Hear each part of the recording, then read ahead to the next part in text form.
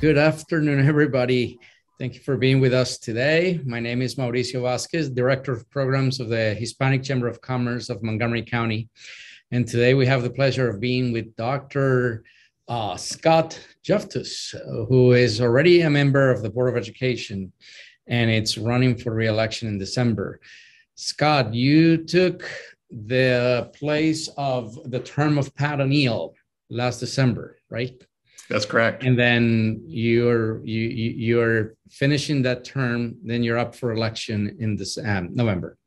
So hopefully in November, but we just learned this past Friday that a third person entered the race for the seat. So that means for the Board of Education, it's a nonpartisan race. So if there's if there's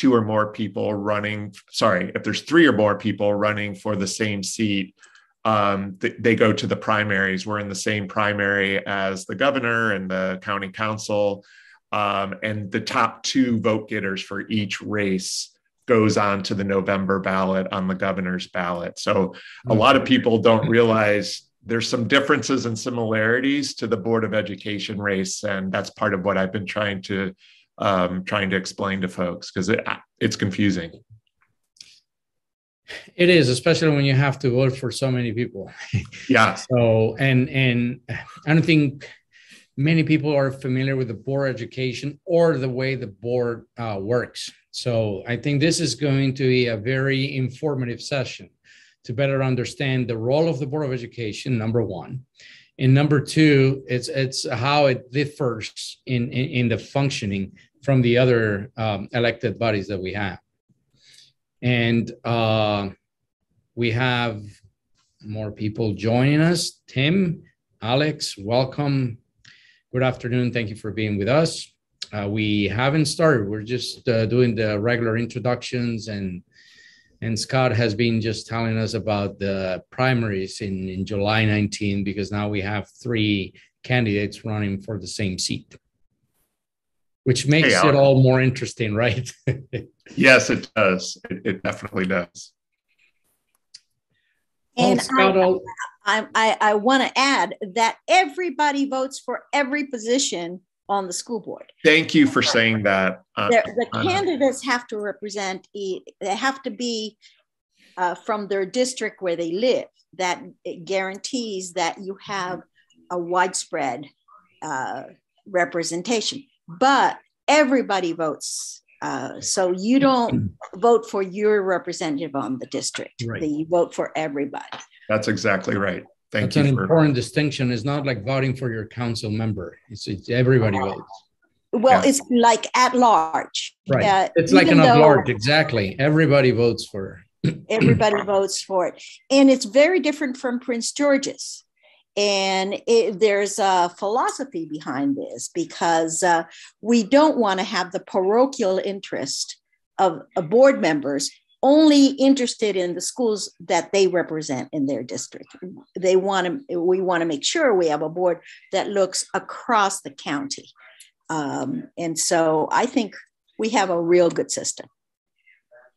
Yes, that's all very interesting to hear. Not very many people know about it. True. Yeah, and I think that that system, I agree with you, Anna, that it's a good system to have.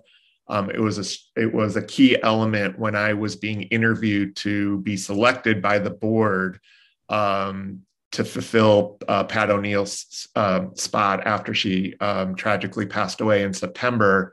I really noted how important that is, because especially coming from the district that I represent, which is Bethesda, Chevy Chase, mostly, I think it's important that the member that comes out of this area really is committed to serving the whole county and not just our district. So I've made a really strong case to the board and got selected, and I'm doing hopefully doing the same thing with the voters of Montgomery County. So thank you for making that distinction. Okay. Well, Scott, without any further ado, the floor is all yours.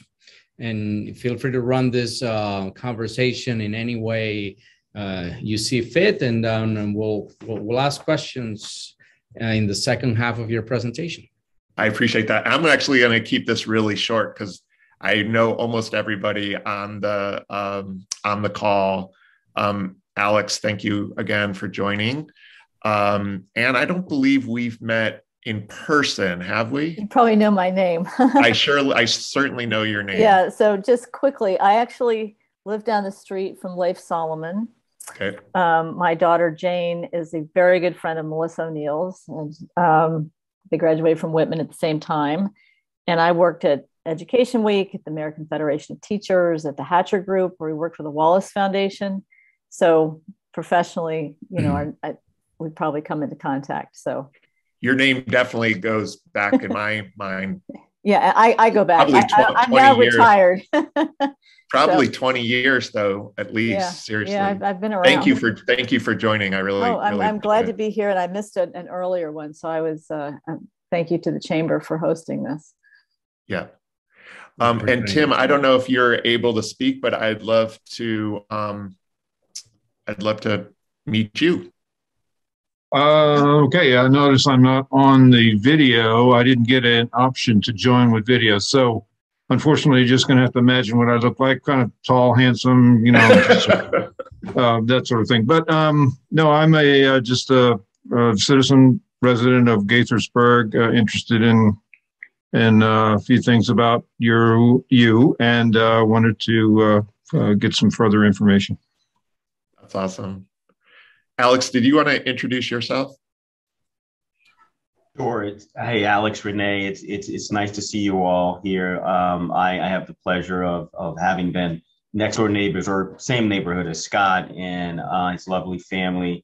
I'm a kid who went to Montgomery County Public Schools. You know, I ended up moving to London. I studied in Switzerland for a bit, but moved back. And I think the foundation that was set in Montgomery County is what has allowed me to sort of achieve any sort of level of success and moderate success. And I've had the pleasure of hearing Scott. I've known Scott for a bit and have had the pleasure of hearing him talk about his what drives him and the opportunity I have to sort of hear Scott and make sure that he's still saying the right things and he's still on point. I take. So it's nice to meet you all.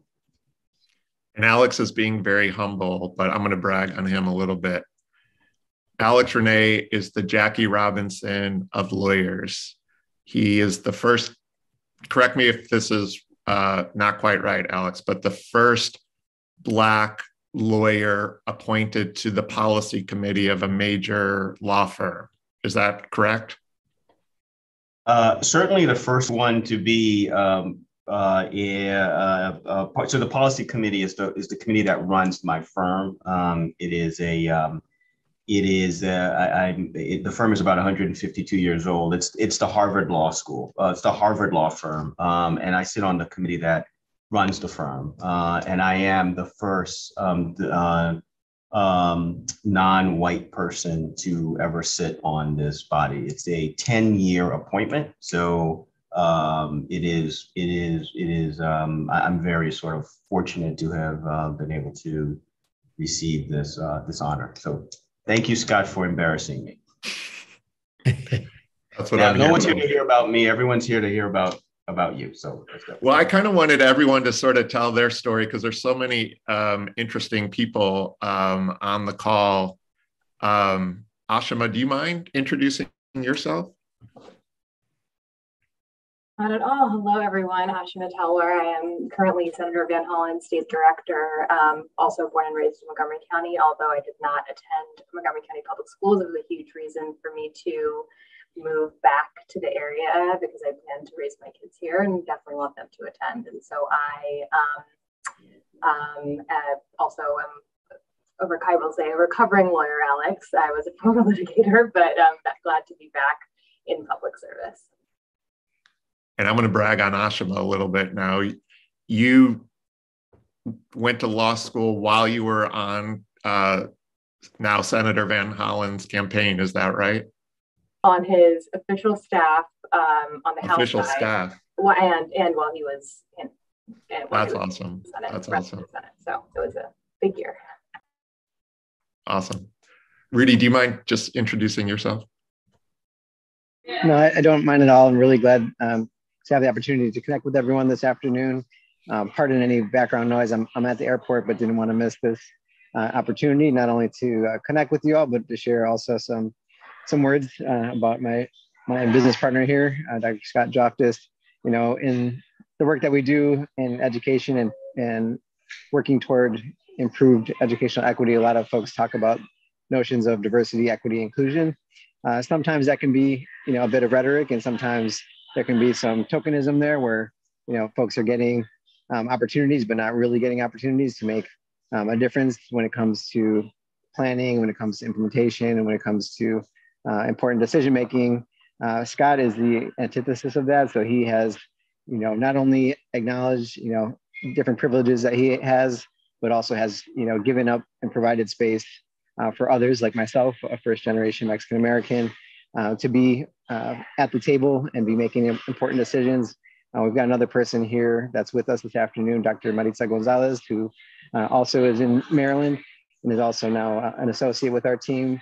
You know, came up from Central America as a young girl and now has earned her doctorate from University of Maryland. And so really just a privilege to have the opportunity to work with Scott and to make a difference. You know, 3 years ago, Scott introduced me to some folks that you all, I think, know, the Black and Brown Coalition for Academic Educational Excellence and Equity in Montgomery County. So really for the last 3 years, I've had the opportunity to basically provide pro bono advising to that coalition, just because, you know, for Scott, you know, educational equity really is what drives his work. It's really at his heart, and I know he has a really strong heart for Montgomery County. Obviously, he's heavily invested with the fact that his daughters, you know, are public school students in the school system. I'm just up the road in Howard County, and he and I have a couple of children the same age, and so, you know, I've really seen it in the way he's lived out his life, not only as, you know, a community member and community advocate, but also as a parent in the school system. So it's really an honor and privilege to be able to see the work that he's doing in so many different ways in education and, you know, right there in your community, and really excited to encourage everybody to look deeper at what Scott's doing and what he is aiming to do through this important role. Rudy, thank you so much. That's very, very sweet of you to say. I'm going to brag on him a little bit. He just got his doctorate at Johns Hopkins, so it's now Dr. Rudy Ruiz. And it's been a pleasure being a partner of his for the last 3 years. Samantha, you want to introduce yourself? Sure. Hello, everyone. I will echo what everyone else has said in thanking you for joining us today. I am Scott's campaign manager, but also a current grad student at George Washington University, studying education policy. So I've had the pleasure of having Scott for a whole year as a professor, and I've really learned a lot about him and what it means to be committed to making education better for really all kids. So I'm really excited to learn through this process. I've been a public school teacher in small town Iowa, and hearing about the school board there and seeing the difference in Scott's campaign has really been amazing. I wish I had a school board member as good as Scott when I was teaching. So thank you again so much for coming. We really look forward to your support. Thank you, Samantha. And Rudy just sent a note that he apologizes. He had to drop off to catch his flight. So I noticed too that my mother and father-in-law, the Lessers, thank you for joining. I appreciate that. From beautiful Connecticut. So thank you all for coming. So I just want to say a few words about the Board of Education. I told a couple of folks on this call already that I first met Mauricio and Ana at an event, at the Hispanic Chamber of Commerce event for Brooke Learman. And what I really loved about Brooke's approach is that she first explained what a comptroller is, because I never understood that. And after hearing her, I now at least understand what a comptroller does, and I realize why Brooke is such a strong candidate for that role. I think the same is true for the Board of Education. In the short time that I've sat in the seat, since really just January, so about 3 months, I've realized that very few people actually know what the Board of Education does. And so I'd like to just spend a couple of minutes on that and then explain why I think that I am uniquely qualified to fill that seat. So we get a lot of emails and a lot of calls, and often they're around things that really the board is not responsible for. So the board is not responsible for hiring anybody in the school system other than the superintendent, which is obviously a very big deal. We hire the superintendent, we evaluate her, and if necessary, we have the authority to fire her. But we have none of that authority for any other staff in the school system. So we get a lot of emails asking about different principals and teachers. That's not the board's role. The board is really at the policy and governance level for the school district, and it's important that we maintain that division between policy, governance, and budget on the one hand, and really leave the management to the superintendent and her team. The reason why I say that's important is because there's a lot of evidence that suggests that, that says that when a board gets involved in the managerial decisions of the school district, things go south in a hurry. And I think a lot of folks who run for the board, and even a couple who are on the board, sometimes forget that. And I think it's important, the perspective that I bring, because I've been counseling, advising superintendents and school boards now for about 18 years. And I see the trouble that you can get into when the school board is trying to make decisions that they're not supposed to be making. It creates incoherence in the school system, and that leads to dysfunction in a school system.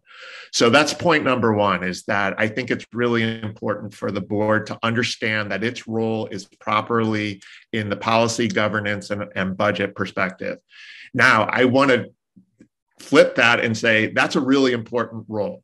The school budget or the district's budget for next year is going to be close to $3 billion. That's half of the budget of Montgomery County.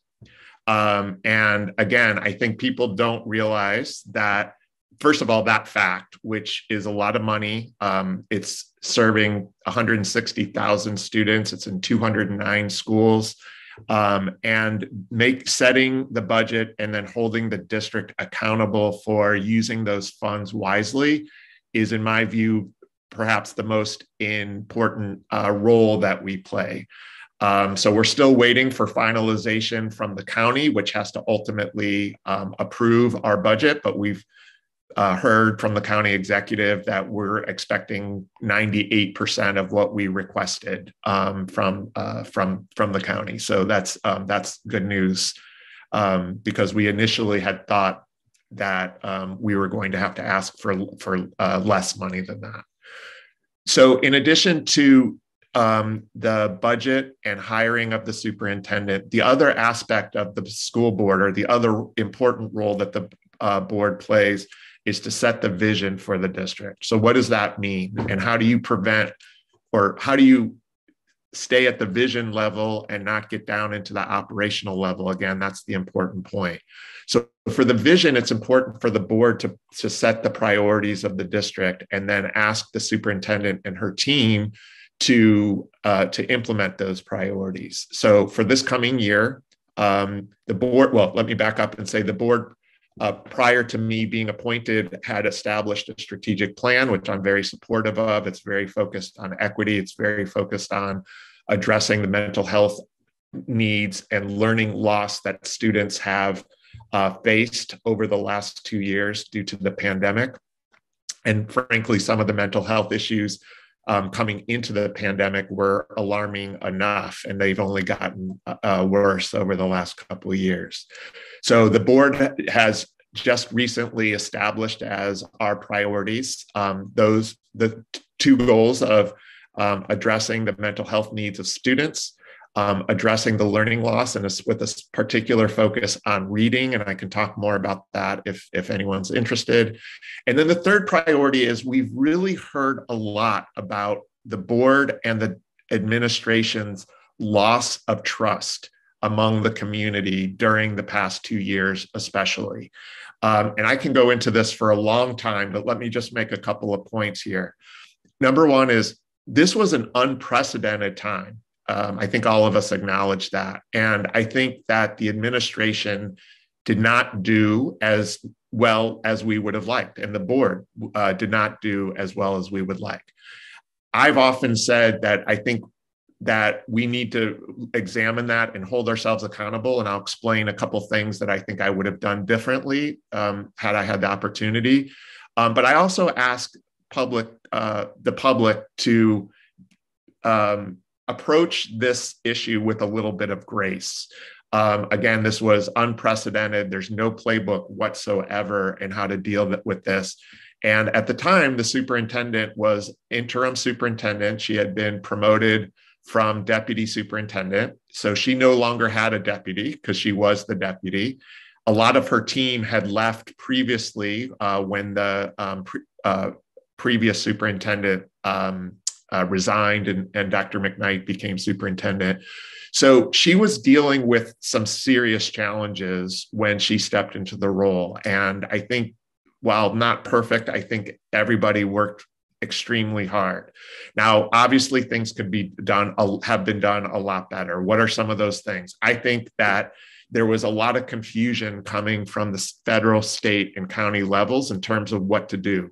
We know that there was a lot of conflicting advice about masks and social distancing, whether schools should be open, should be closed. So it would be really important that we both have that really close connection to all of those levels. But what I think we could have done better in is communicate what those conversations were happening and how we were trying to address and adjust along the way. Those things happened very, very quickly. Everybody was working really hard, but I think a lot of people were left confused and feeling like they were being excluded from the decision-making process. And that's something that I think we could have done better. Number two is I think we could have, I suggested that we really needed to have almost a war room that was focused exclusively on the pandemic. And that war room should have been staffed by not educators, which are those who really were making a lot of these decisions because they were forced into that service and did the best job they could. But we needed more public health expertise in making some of those decisions, and even more importantly, communicating those decisions. So crisis communications was an area that I thought was done much more poorly than I would have liked to see. Dr. McKnight and the board are really committed to reestablishing the connections with the community. She's having a number of meetings across the county to meet with parents and students. I'm meeting as frequently as I can with PTAs and schools across the county, and hearing about a lot of the challenges that I just mentioned, and that what we're trying to do about those. So I think from the board's perspective, focusing on those three priorities: learning loss resulting from the pandemic, the mental health and social emotional wellness of students and staff that were already in close to crisis stage prior to the pandemic and have only gotten worse, and then reestablishing the trust and communications with our key stakeholders are what's going to be really important going forward. Now, obviously, the district and the board has to deal with many, many other things, but it's important that we stay focused on those three things and address certainly all the other challenges and all the other needs that are occurring across the county. But it's important to keep track of those three priorities and to track our progress in implementing each of those three strategies in each of those three areas.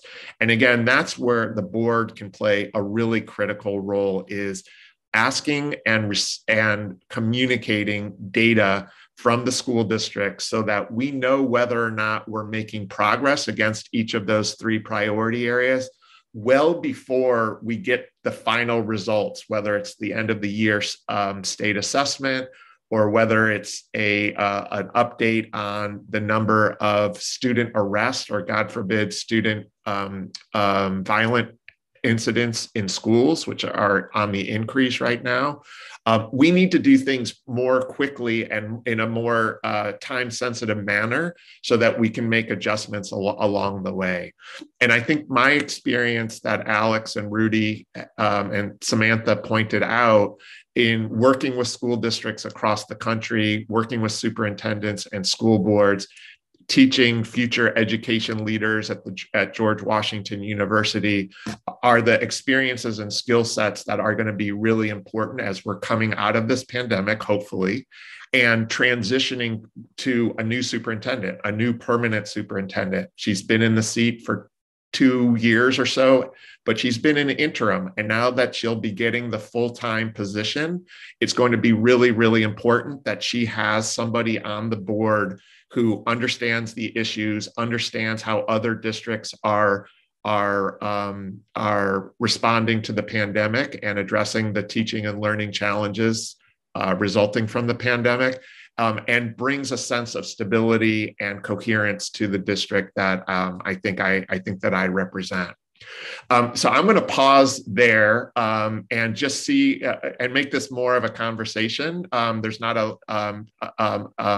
a lot of people on the call, but I think it's really conducive to having more of a conversation. Anyone want to chime in with thoughts or questions? Well, sorry.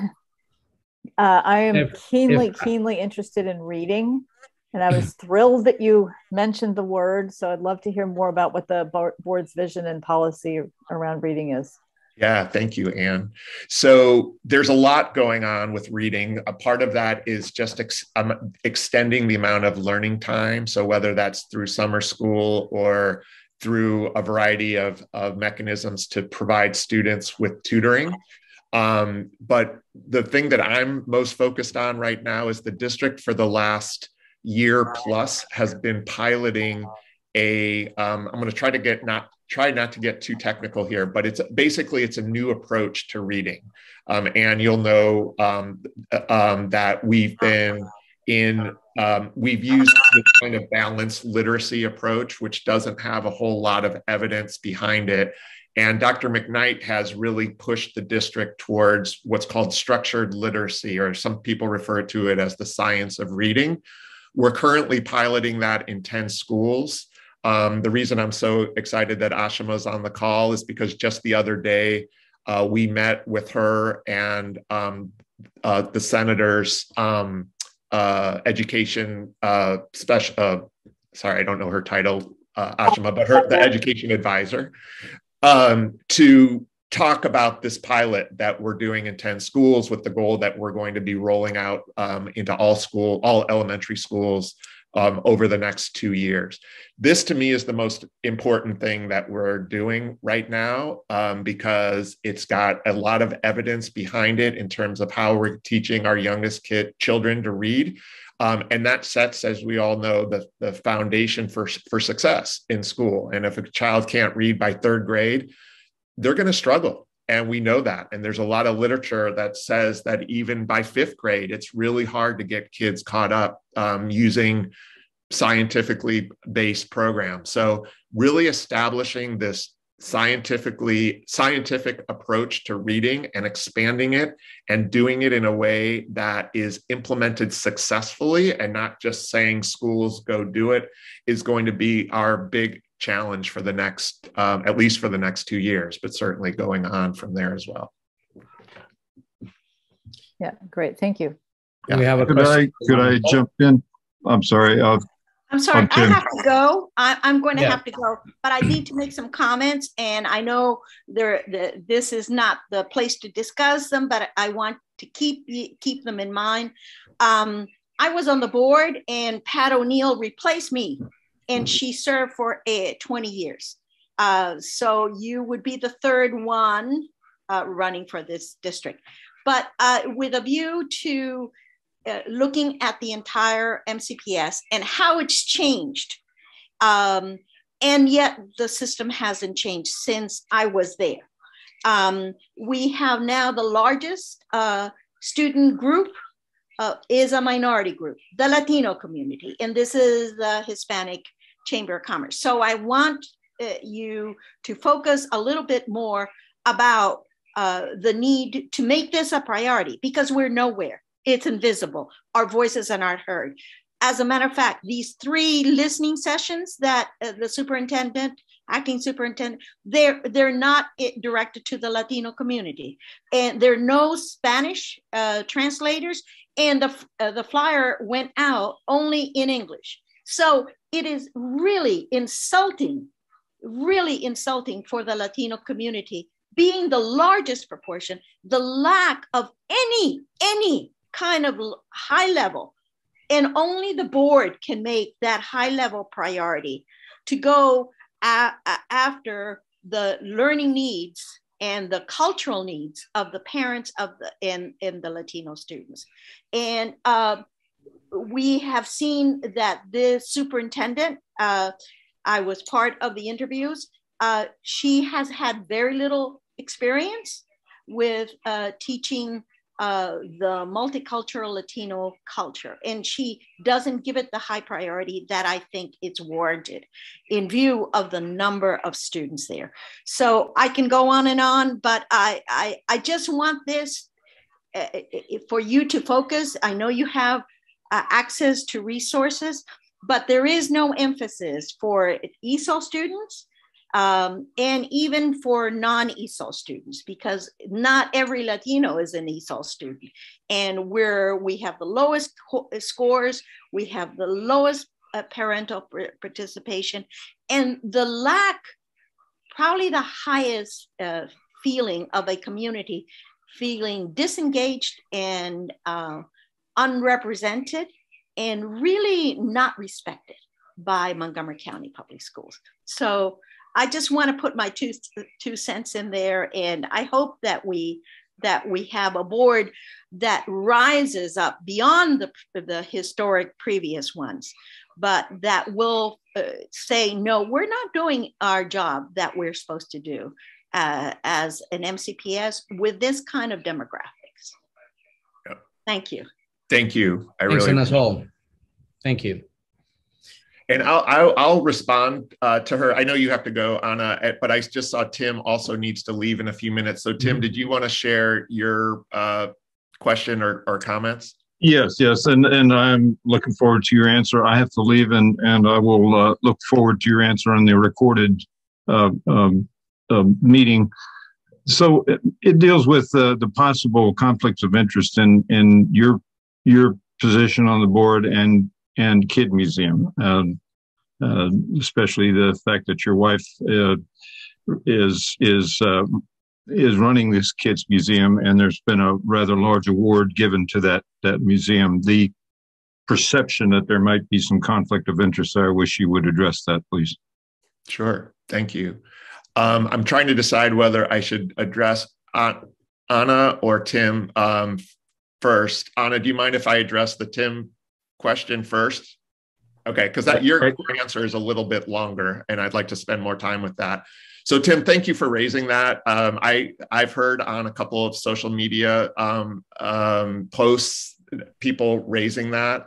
And I don't know too much what else to say other than the grants that my wife, Cara Lesser, has received from Montgomery County government, as well as with the school system, happened prior to my being on the school board.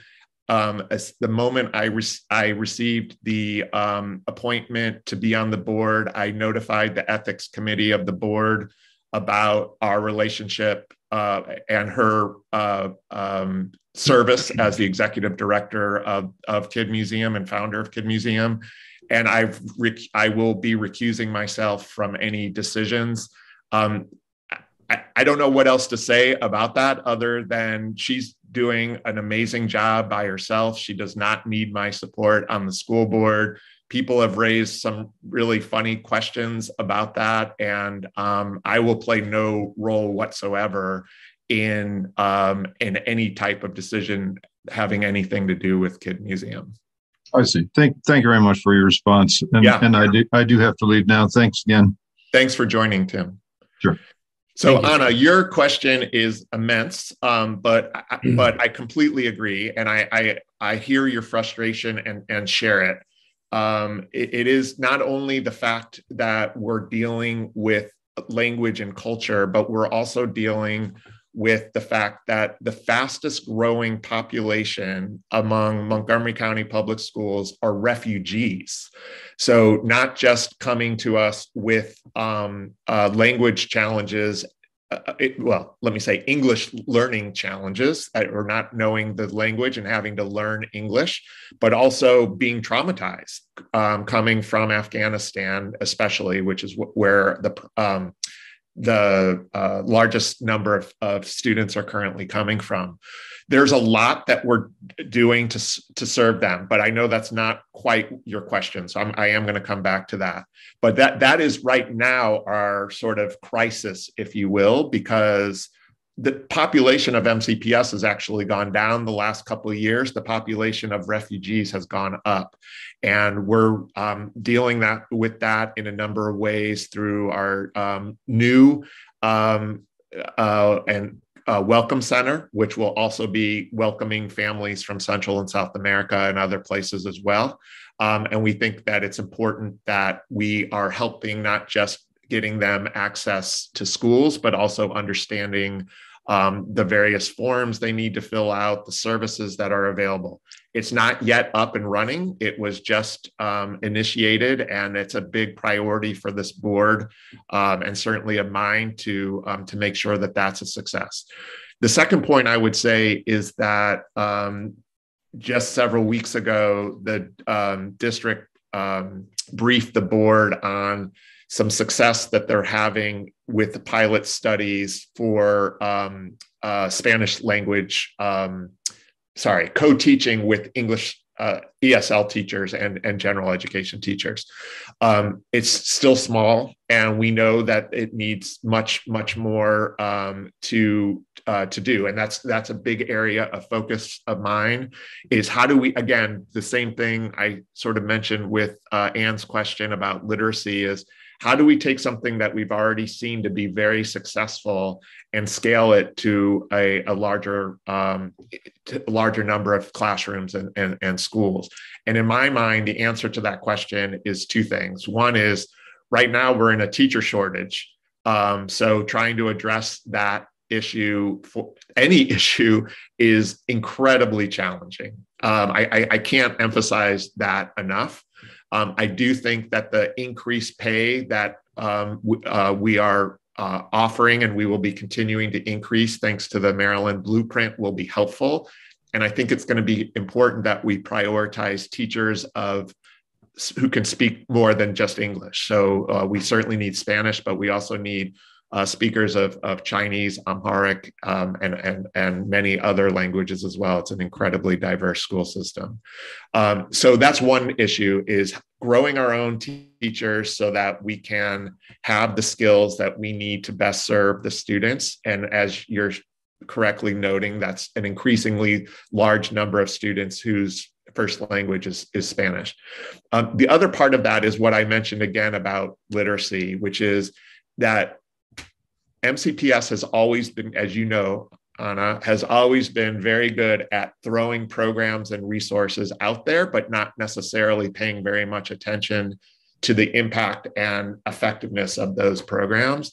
And again, I think that's the sort of unique ability that I have as someone who teaches program evaluation, someone who works with school systems on performance management issues, is how do you create indicators of implementation, track that progress in the short term, make adjustments, and then continue to grow the program in a way that is most likely to benefit the most students. It's a real challenge you point out. It's something that we have not done a good job of, and it's something that we need to do better. I don't know if you have any other thoughts or suggestions on how to do that. Oh, you got to go. Okay. Thank you so much, though. I appreciate you joining us. Thanks, Ana Sol. And I would gladly meet with you. I have a long list of things to do, things that weren't done that were still to be done back then. But it's never too late. But we need to improve. Okay, thank you. Thank you very much. Thank you. Appreciate it. All right. Okay. How about from? I have questions as well, but I don't know if Maritza has any questions. Maybe Marise, who's joining us today as well. Maritza, I'd love to hear if you have any thoughts about Ana Sol's question. I know you are involved in that world, and I'd love to hear your thoughts. Thank you so much for the opportunity. I just wanted to apologize. I was actually driving on the way when Rudy spoke, and so I wanted to say thank you so much, and I wanted to also support. I attended schools in Montgomery County. I graduated. I went to Pinecrest Elementary School, Eastern Middle School, Montgomery Blair High School. Proud graduate of the Communications Arts program there. Had an incredible opportunity and very familiar with the changes in the district.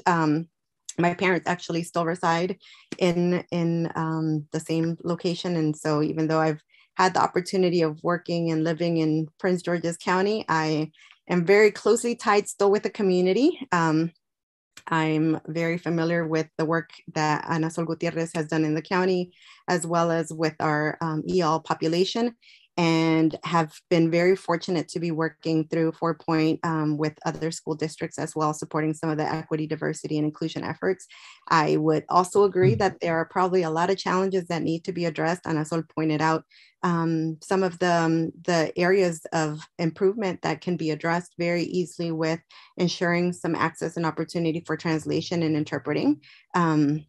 We know that there is guidance provided by the Department of Education to focus on this area. And so I do think that, there were some very valid points in regards to making sure information is available to our families and that our families feel included. I do think that, as she mentioned, there is a need for additional information and ensuring that they have access to basic language so that they can be informed about the reading and about all the other programming and things of that sort. And so I've had the opportunity of working again with other districts on that, and I'm sure that we will be able to support in addressing those needs as well. Family engagement, I know, is very important to you. I know that you have been an advocate for EL families as well, and so I do think that that will show in the work that you're doing and seeking. So thank you. Just wanted to kind of highlight that I am very supportive and a proud graduate from this area, and know that that you will be being a great leader and continue to be a great leader in this work. Thank you very much. That's very sweet. It's been great having you too. I don't know if anyone from Connecticut would like to chime in?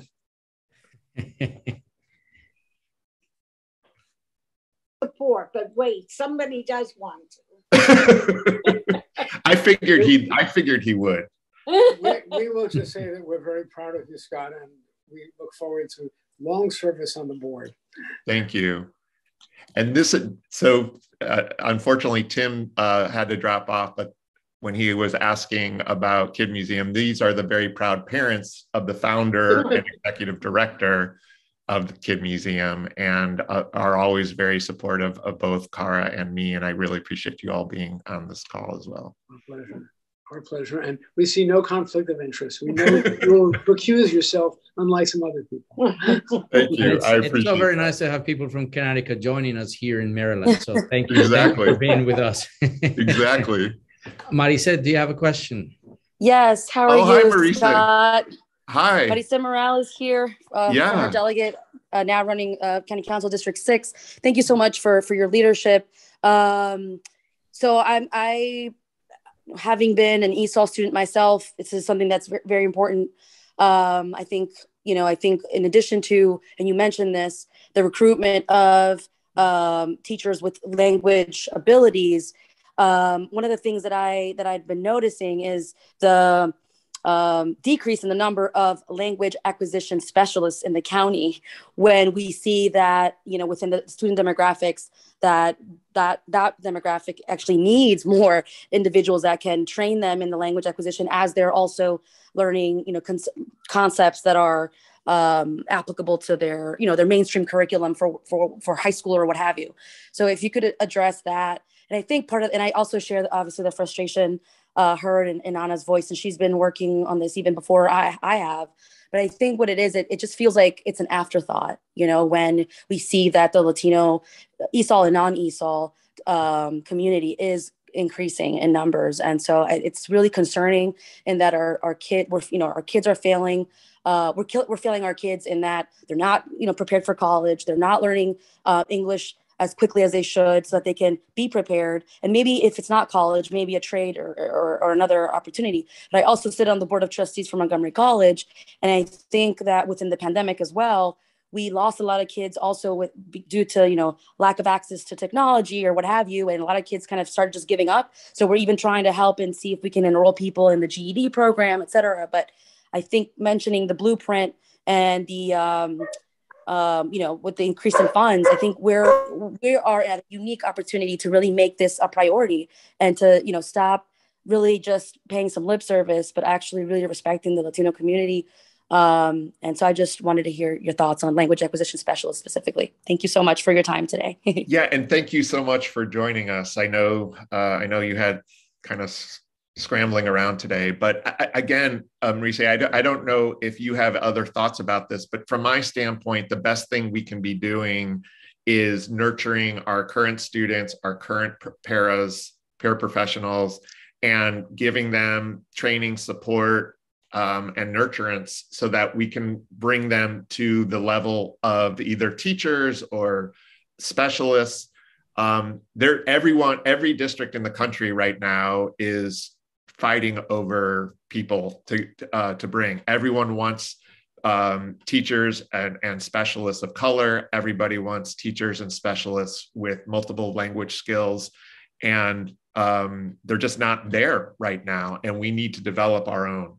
And until we do that, and I think strategies of like working with Montgomery County College is a really good one. I think training our own students, which we've got a program that we're working to expand right now, is a good one. I don't know. Do you have any other suggestions for how to do that? I love that. So one of the things that we're seeing within the healthcare worker sector is, they're making it more accessible for people to get licensing. So even if we were to do like 2 year, like maybe like a education pipeline where, 2 years, like in MCPS, 2 years, Montgomery College, 2 years, and then just really, and like you said, like really homegrowing our own youth and getting them started in the education realm, or even providing maybe, college credit courses at the high school level or, Montgomery College.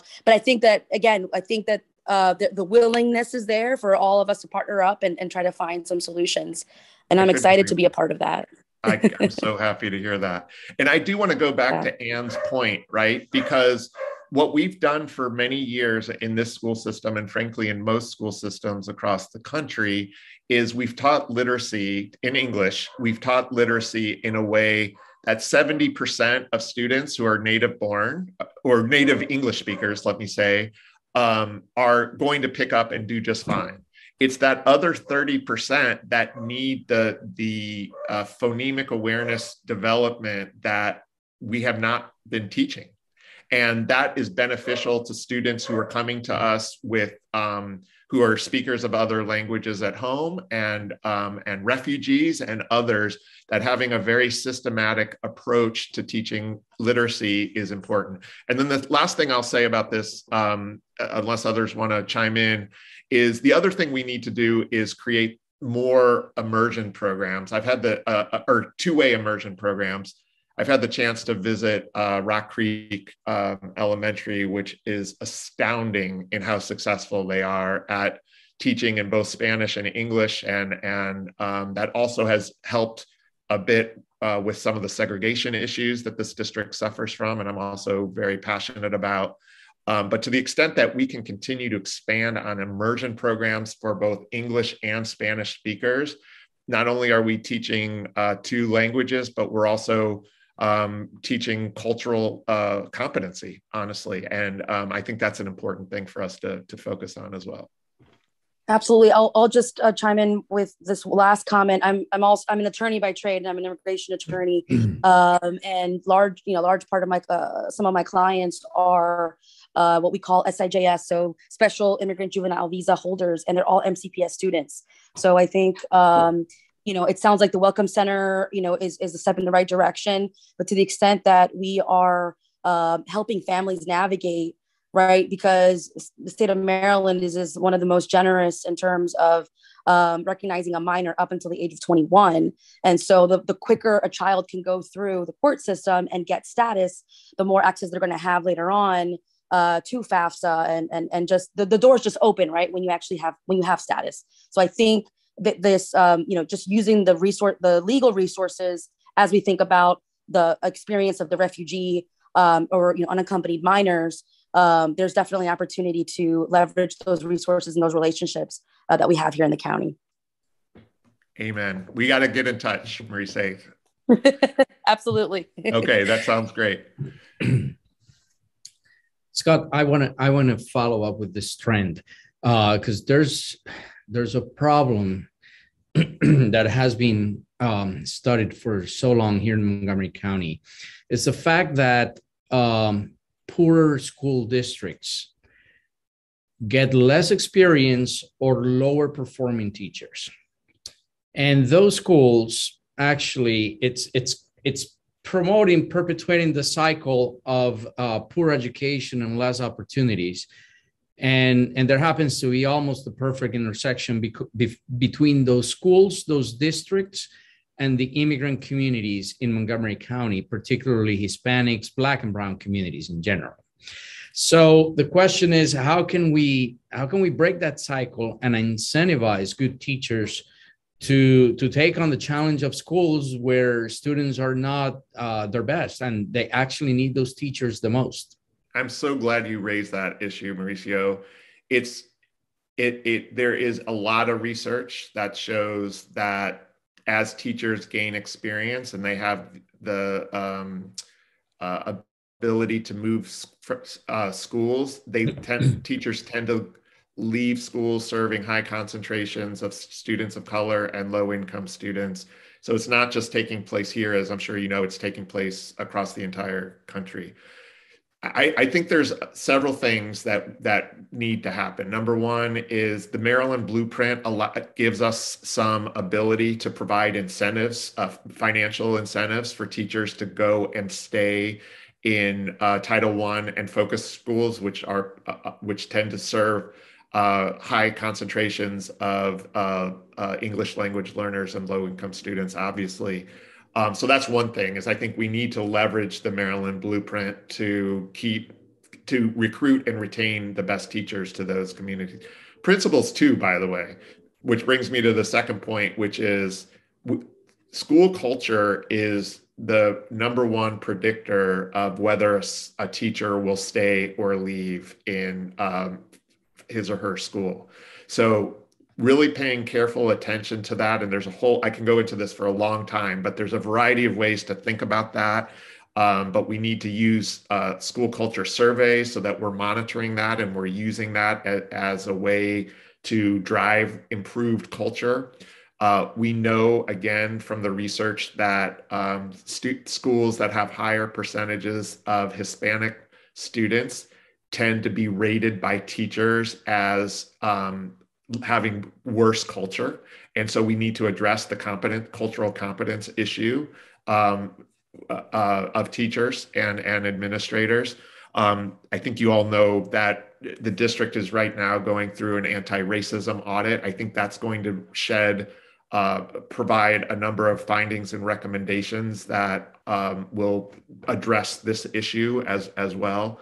And we need to pay really careful attention and promote that research and that study. So to me, those are the key things, is to really leverage the Maryland blueprint and to address the culture of the school, which includes cultural competence of teachers, staff, and administrators. It's not there's no easy answers on this, no, right? I mean, it's really complicated stuff, but it's the things that we need to do. I mean, this is the work. And as long as we keep a continuous improvement mindset, I feel like, we're very fortunate to live in a community, a county that is, for the most part, progressive and well-intentioned and wanting to do the right thing. And now it's just finding the tools and the processes that allow us to make that improvement.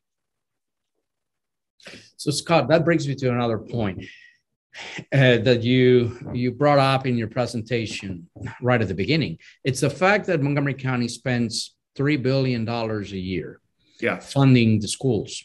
That's about 47% of the overall budget of the county.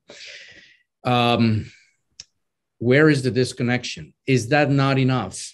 Or do we have a critical issue with the processes inside MCPS that are conducive to the lack of education that we see? I'm sure you're aware several candidates to various positions, elected positions in the county, are saying that Montgomery County used to have schools that were the top 100 schools in the country. We no longer have any public school that ranks in the top 100. So where do you see the disconnection? So because this is a small and sophisticated group, I'll get a little wonky on you, okay? Right now, Montgomery County is #1 in the country in the percentage of its budget that it spends on staff.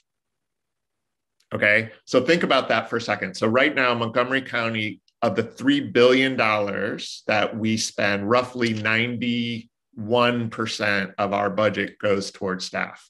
So on the one hand, that's amazing, right? I think we're committed to people. This is a people business, and that's obviously where your big investment should be. But that's a good 10+ percentage point greater than most districts. So in other words, most districts are spending closer to 80% of their budget on staff. So my question is why, right? And I just started having this conversation with HR and with teaching and learning. And it turns out that we are really well-intentioned, but it goes back to what I said before, which is that we throw a lot of resources and a lot of programs at things, and then we let them happen. So what I'm really working on, and this is the reason why I'm saying that I'd only say this to a small and sophisticated group, is because it starts with this idea of coherence. And Samantha's going to smile right now, because this is one of the courses that I teach at GW, which is being really clear about what, as a school system, we're trying to accomplish, a theory of action, and then aligning system structures, resources, and staff around that theory of action. Right now, MCPS doesn't know what its theory of action is. So it's really hard to align all of those elements in a way that is effective and efficient. So we don't know whether this money is working or not, because we're, in a very well-intentioned way, we're throwing it out there and we're not being thoughtful about how we're using it in any systematic manner. So I think what I'm trying to do behind the scenes is to help the administration be very clear about what's our theory of action. And I can talk about that for a really long time, but I won't. And then are we staffed in such a way that's consistent with that? My answer right now is almost unequivocally, no, we are not. So when you ask me the question, Mauricio, is 3 billion enough? Right now, I would say yes. I wouldn't put another dollar more until we understand the number of people and the types of things that they're doing. We have restorative justice coaches, we have literacy coaches, we have math coaches, we have science coaches, we have school improvement coaches. We have, which is all great.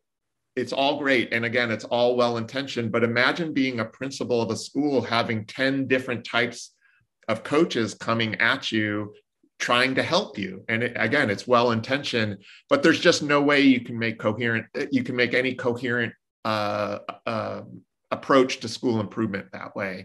And that's what I'm really trying to work on. And that's more of a behind the scenes question, which is why it's not part of my typical comments that I would make to a typical campaign group. I just have to chime in when I was an education reporter, they called it a Christmas tree school. Yeah. They just put the ornaments on and it looked good, or people would come in and they would convince the staff and faculty, let's do this, or the district, and they would, but you just light it up, basically. They're not, thoughtful and coherent. Absolutely. So I also love that as a great image. And sort of when you think about it that way, it's not how many baubles you have. That's right. Yeah. And this is long and complicated. Again, to your other question, Mauricio, it's like there's no silver bullet to this. Like it's going to take work. And the administration is already starting to take that work. And I'm going to be sort of helping and monitoring that, because that's what I do with other school systems. And I think that, again, that's the type of lens that's going to be very, very helpful on the school board. So I know we need to wrap up, but that I think raises this question, Scott. One of the things you hear all the time is that all the schools in MCPS are the same. And it's hostile to, focus schools, whatever you want to call them, magnets, charters, God help us. But part of why you have so much of this stuff is because everybody has to have all that stuff. So what is the board's policy in terms of more specialization of schools? So that to me, Anne, speaks to this point of theory of action, right? So MCPS so the way I typically think about theory of action is the degree of school autonomy, right? And Montgomery County has for years been pretty centralized, with some exceptions, right? Like to your point, we've given more resources to focus schools and Title I schools, but we tend to treat everyone the same. And I know Dr. McKnight is really committed to moving that theory of action more towards autonomy, not significantly, but enough where we can do some more differentiation, allow schools to have different types of themes, perhaps experiment a bit more with issues around how do we teach English language learners more effectively? How do we teach students with disabilities more effectively? All of our major pain points.